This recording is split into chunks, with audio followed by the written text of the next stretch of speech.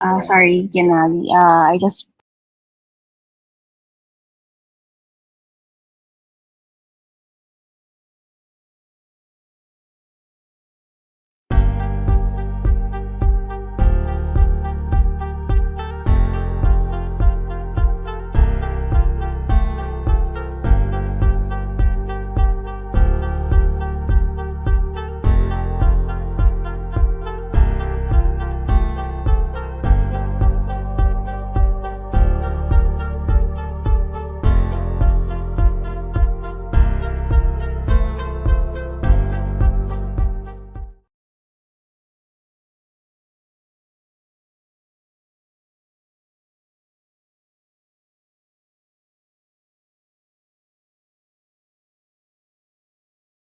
Shping!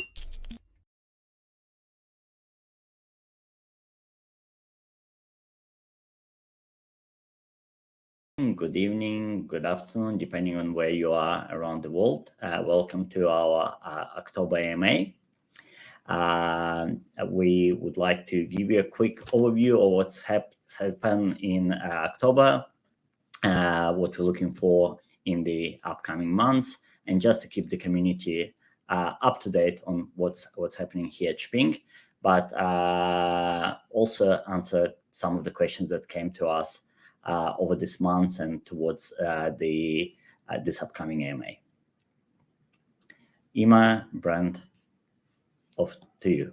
Hey guys, how's it going?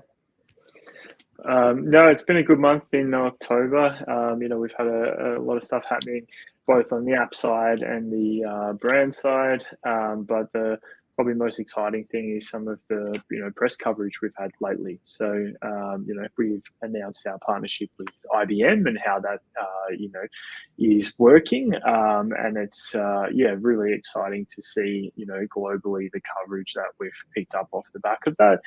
So the first announcement was featured on like Yahoo Finance and a couple of other like crypto news websites, but then it's sort of really spiraled on from there to get some more engagement. So we had a feature in Forbes where Gennady was able to provide his insights on what's happening in the industry. It was an article about NFTs and Bored Ape Yacht Club and what's happening in that space. And it was great to sort of position Gennady as a thought leader there and have the opportunity to comment on what's happening, but also relate that back to Shping and what we're seeing is real life adoption and use of crypto in the retail space. So that was really cool to get that feature. And then just in the last sort of 2 days, the bigger feature at nasdaq.com. So really high authority site, and they're all great authority sites that are going to help our ranking on SEO and things like that. But for the NASDAQ article, really great kind of overview of the partnership and how that works in a bit more detail for supply chain, but also the headline around this being one of the best uses for blockchain, and then talking about Shping in there is really exciting to see that they were getting the recognition in the industry and outside of just the sort of crypto industry as well, that people are recognizing that this has a really strong use case, and obviously the partnership with IBM is helping to drive that. So we're really excited about getting into the work now with the IBM partnership and where we take that in terms of next steps and how we can really start to deliver on it all. But we've got a whole bunch of other updates coming as well. Emma can talk to a little bit about some of our success that we've had from previous updates. I'll hand over to Emma just to give a bit of an update on what's been happening on that side. Yeah, I was even just thinking, Brent. Jump in. Just want to add one thing. Look, while we're very excited with what we're developing here in Australia, we understand the challenge of getting the attention of some of the international media because we just focusing on Australia, and sometimes we would be approached by different media outlets asking to comment on things or to share something that's happening at Shping, but they really, when they ask a question, is it available in US or is it available in Europe? And when we say, no, we're currently just in Australia, we can see that that's posing a challenge because they would like to share and broadcast news that are available to their audience. So I believe that once Shping is available abroad, we should be able to get a lot more recognition and attention from the media. over to you. I just wanted to touch on that. No, that's a very, very valid point for you to interject into there. Just to give you an understanding from the customer app-based standpoint, we're gaining really, really strong traction with our booster update that we've recently rolled out within the app. It's giving us really, really good stats and month-on-month growth in that space as well. So it's proven to be a really good addition to the Shping app for us. We've recently received some feedback and some testimonials from customers within the app that are really starting to look forward to Wednesday mornings when we roll out the new week of boosters on offer. We've had some customers giving us an understanding of the fact that we've actually been able to switch them across from a brand that they've been, using for years and been quite loyal to across to a Shping booster product, and they've now adopted that product. So that we've now showcased that we're able to swap and switch behavior. And we've got some really nice feedback that we've been able to share with brands as well that we're working with, where we know we might be focusing on a particular range of theirs, but in doing that, we've actually been able to adopt some strong loyalty. And we've had an egg brand in particular that we were working with, where through their frozen range that we were heroing for them, we were able to actually carry across some brand loyalty and swap a customer across on their actual egg range as well. So some really good traction that we're building there. I'm starting to get customers reach out now requesting specific products to be introduced and included, and giving us some thoughts and some really good feedback in that space as well. And from a business growth perspective as well, it's allowing us to tap into new areas, and it's allowing us to actually build on the audience and new audience members and grow and align to that as well. So it's been a really positive addition for us in the 2 months that we've had it, and it's going to continue to obviously strengthen our growth and retention there as well. Before I lead into the questions, Brent, I might briefly hand back to you just to briefly talk about your on-the-ground experience at the trade show last week. Yeah, for sure, absolutely. So it was a really great experience. Jamie and myself got out there, and trade shows are a big conference where all the brands who kind of operate in the grocery segment were attending. So think of it like a huge big room full of display stands of brands that are showcasing their product to potential retailers. And so we were able to attend as a media partner, which gave us access, and it's a really great event for us to go and just meet with brand managers and marketing managers and people who are in our industry, and talk to them about our Shping Connect product. And so really exciting opportunity for us to meet with some new brands. We had a lot of really great conversations and really good feedback, and off the back of that, we're going to see some pretty good growth, I would say. So yeah, really fruitful, but it helps us to sort of prove out a model of getting to people in and rapidly scaling the brands as well. So we're going to continue exploring that, but also to the future, it means that the scale of the event we attended is only a tiny fraction of some of the scale of these type of events that happen globally, so that when we're looking to the future, we know we've got some good kind of things that work as a pathway to onboarding a number of brands in a very short period of time. So it was exciting to just have the conversations with people in the industry and get really good feedback and start to, book some more media spots. But really, looking to the future, that this is absolutely a tactic that we can scale for our B2B growth as well. Awesome.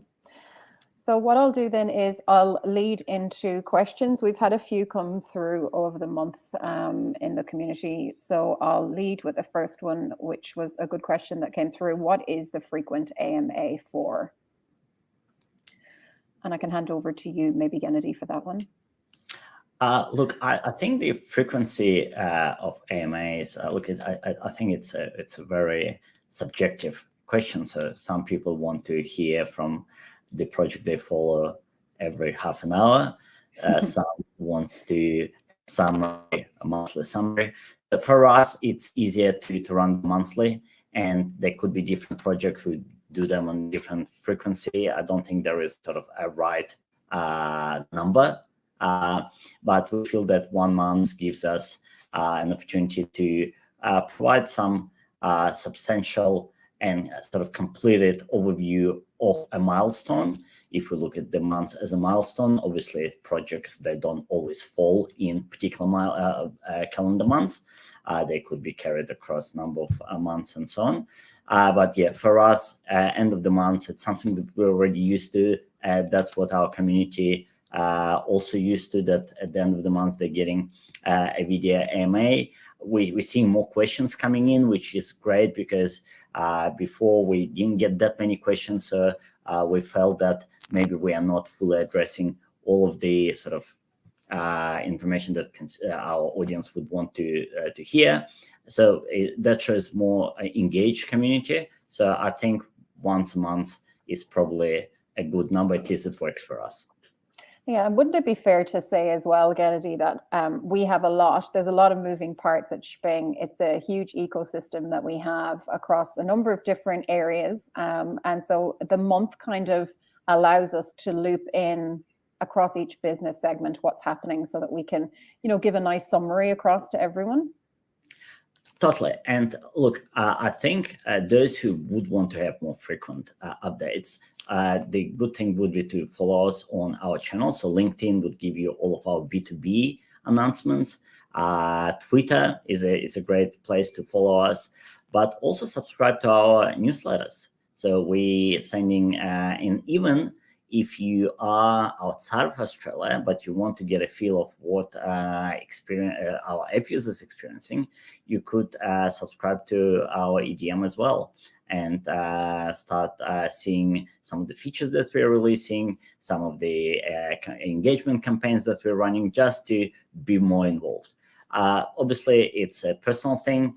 If you are sensitive on getting too many emails, maybe that's not the best option for you just yet, until the app is available in your area, but those options are available. So if you would like to get more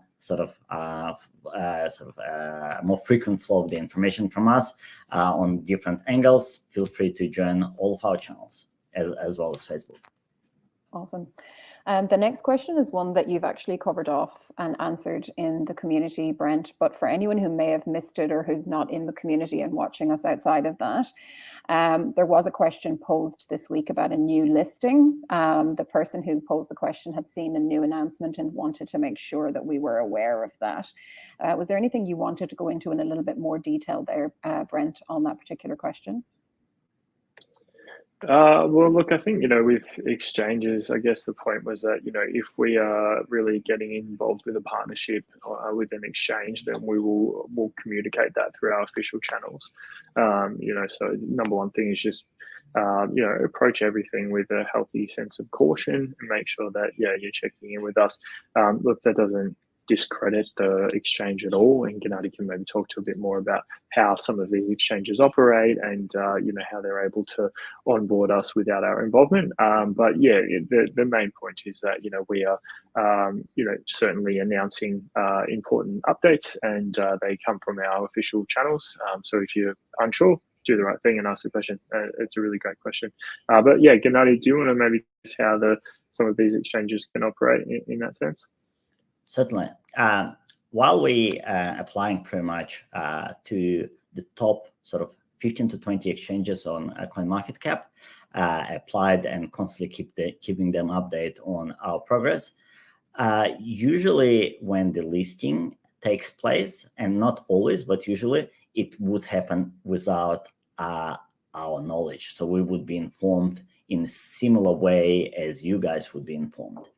If we have applied to that exchange and we see the listing, we would obviously announce it as a listing that we have sort of initiated. But that doesn't stop any other exchange to list the Shping coin.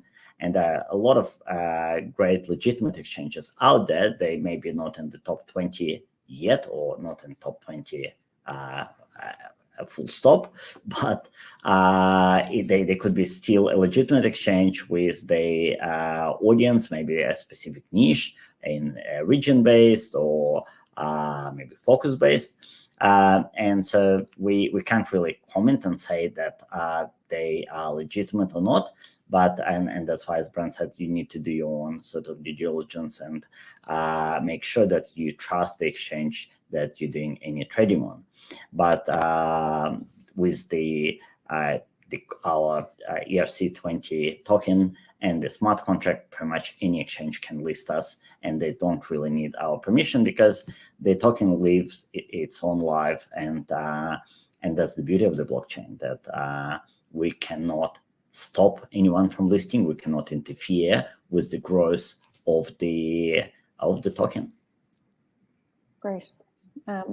Another question that came through is, can you forecast the release of circulating supply, and is there a plan and schedule? I'll pass that over to you, Gendy.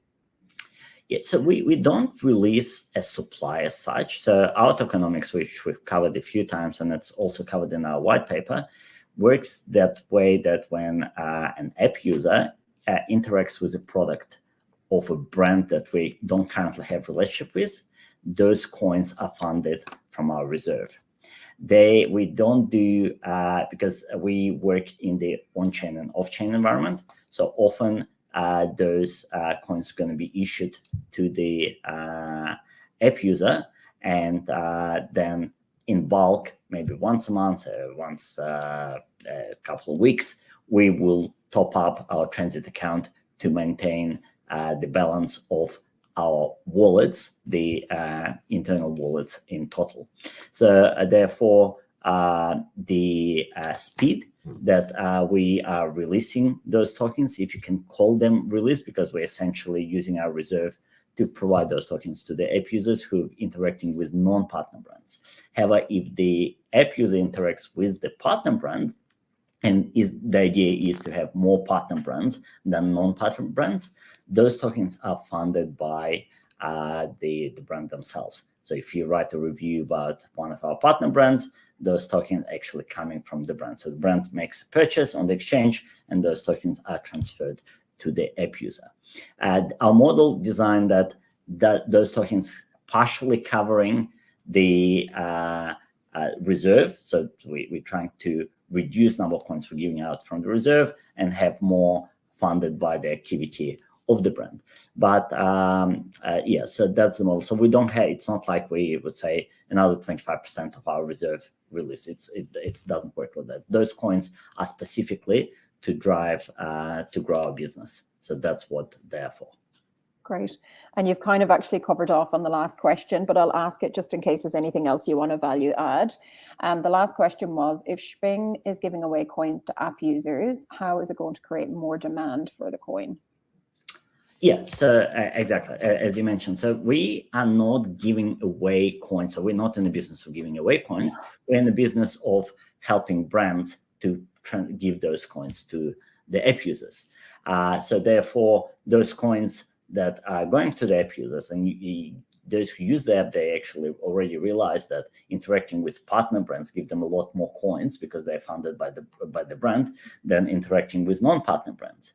But nevertheless, those coins ultimately are funded by the brands, and the idea is to have most of them being funded by the brand. So if you got some coins on one end, someone have purchased them on the other end. So the brand places the order. If they need, let's say, 20 coins, they pass them on to the app user, and then that creates the demand. App user then wants to convert them to Bitcoin or convert them to AUD. That creates the supply. They sell those coins or convert them, and that's creating the supply. And that's how the model works. And yeah, so that's where the tokenomics, how the tokenomics works on both ends.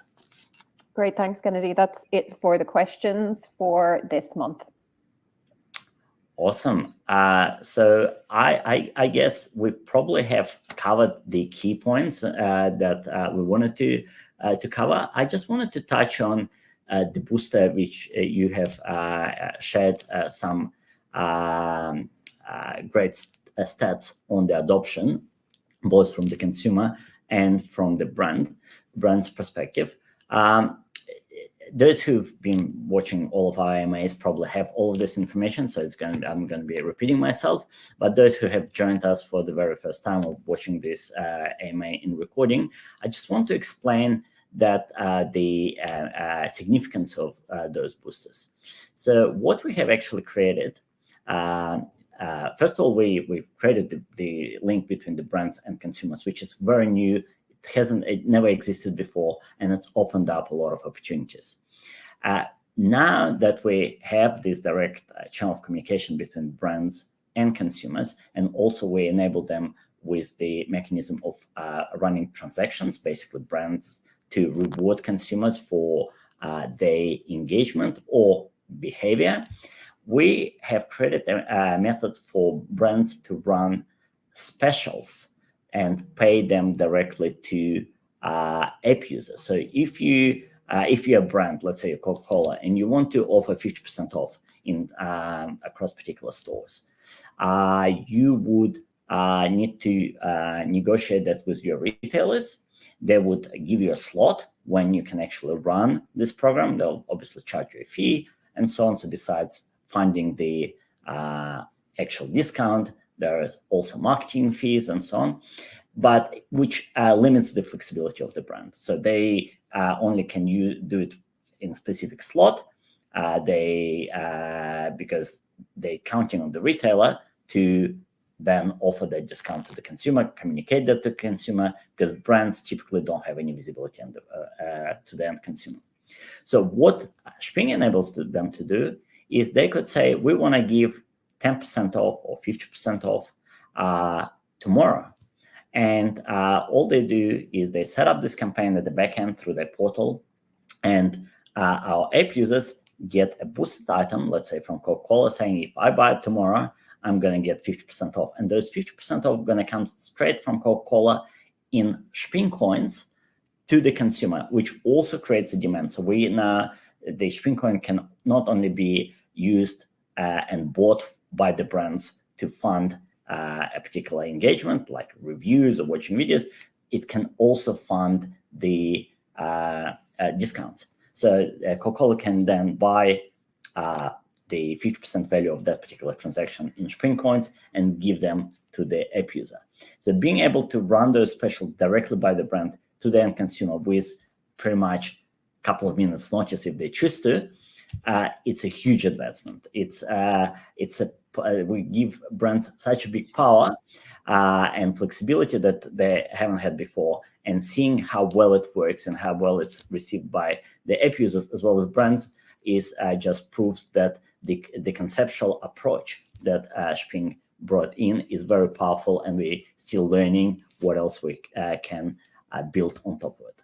So I just wanted to sort of touch on and explain the significance, because while boosters sounds, it's a good name, but to truly understand what it means and how significant it is for the industry, I just wanted to touch on those points.